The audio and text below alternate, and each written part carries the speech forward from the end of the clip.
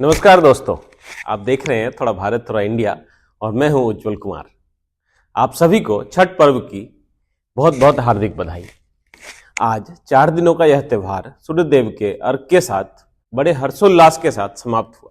गौर करने वाली बात है कि इस दौरान ना तो कोई धार्मिक भेदभाव होता है, न कोई जातिगत विभाजन।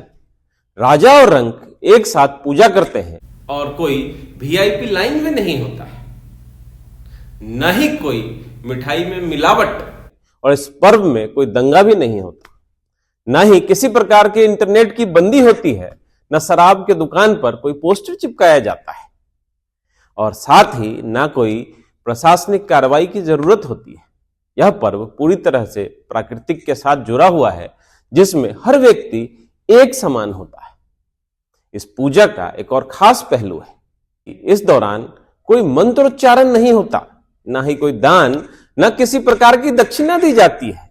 यह एक प्राकृतिक का पर्व है जिसमें सूर्य की पूजा होती है और सूर्य के जीवन से शक्ति प्राप्त की जाती है। साथ ही यह पर्व पर्यावरण के प्रति जागरूकता फैलाने का भी अवसर होता है, क्योंकि इस दौरान लोग सूर्य की पूजा पाठ करते हुए जल स्रोतों की सफाई करते हैं, पेड़ पौधों को संरक्षित करने का संकल्प भी लेते हैं। छठ पूजा एक प्राचीन और महत्वपूर्ण पर्व है जो विशेष रूप से बिहार, उत्तर प्रदेश, झारखंड, मध्य प्रदेश और नेपाल के कुछ हिस्सों में मनाया जाता है।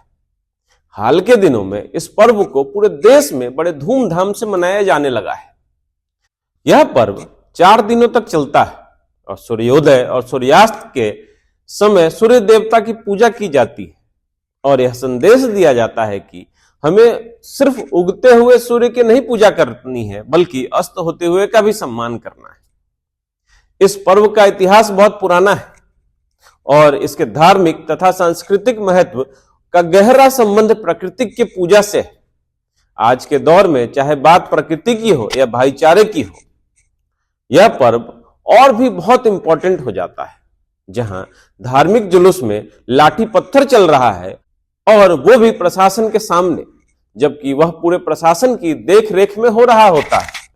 धार्मिक आयोजनों और जुलूसों के दौरान हमारे देश में अक्सर सांप्रदायिक तनाव उत्पन्न हो जाते हैं, विशेष रूप से त्योहारों में जैसे रामनवमी, मुहर्रम या दुर्गा पूजा के दौरान। जब लोग सड़कों पर निकलते हैं तो धार्मिक नारों, झंडों और ध्वनियों के कारण तनाव बढ़ता है। कभी कभी ये धार्मिक जुलूस एक दूसरे के इलाके से भी गुजरते हैं, जिससे धार्मिक भावनाएं आहत हो जाती है और मामूली बातों पर झड़प हो जाती है।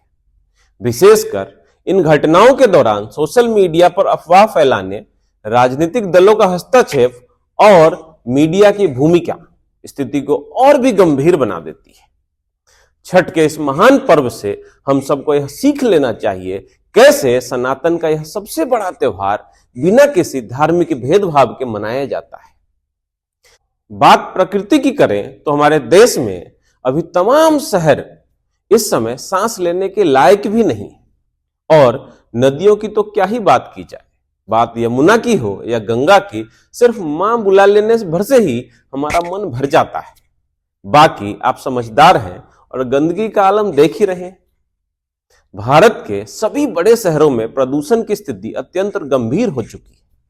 दिल्ली, मुंबई, कोलकाता, चेन्नई और बेंगलुरु जैसे शहरों में वायु गुणवत्ता सूचकांक खतरनाक के स्तर पर पहुंच चुका है। दिल्ली में छठ पूजा के बाद ही स्थिति और गंभीर हो जाती है, जब कोहरे के साथ प्रदूषण हवा में जमा हो जाता है और स्मॉग की स्थिति उत्पन्न हो जाती है। इस शहरों में प्रदूषण से न केवल लोगों के सेहत खराब हो रहे हैं, बल्कि इसका असर पर्यावरण और जलवायु पर भी बहुत पड़ रहा है, जिससे भविष्य में गंभीर चुनौतियां उत्पन्न हो सकती हैं। छठी माई इन सबको सद्बुद्धि दे कि कैसे प्रकृति की सेवा की जाती है, प्राकृतिक से प्रेम किया जाता है। छठ पूजा का इतिहास वेदों और पुराणों से भी जुड़ा हुआ माना जाता है। यह पर्व सूर्य देवता की और उनके पत्नी उषा देवी, जो सूर्य की रानी है, उनकी पूजा की जाती है। हिंदू धर्म के प्राचीन ग्रंथों में सूर्य देवता को जीवन देने वाला और हर दुख से मुक्ति दिलाने वाला माना जाता है। यह पर्व सूर्य के प्रति आस्था और प्राकृतिक तत्वों के महत्व को दर्शाता है। कहा जाता है कि यह पर्व छठी मैया, जो कि प्रकृति की देवी है, की पूजा से भी जुड़ा हुआ है, जो जीवन के पालन के साथ आवश्यक ऊर्जा और पोषण प्रदान करती है। छठ पूजा के बारे में यह भी कहा जाता है कि यह महाभारत काल से जुड़ा हुआ है। महाभारत में राजा द्रुपद ने अपने बेटे धृष्टद्युम्न की शांति और समृद्धि के लिए इस पूजा का आयोजन किया था।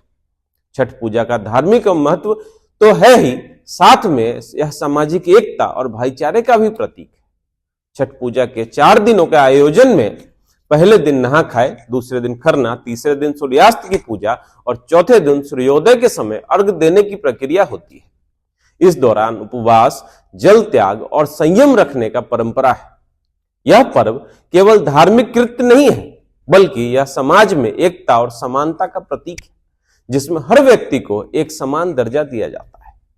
छठ पूजा न केवल हिंदू धर्म के अनुयायियों के लिए, बल्कि सभी धर्मों के लोगों के लिए एक विशेष महत्व रखता है, क्योंकि इसमें धार्मिक और सांस्कृतिक एकता का संदेश दिया जाता है।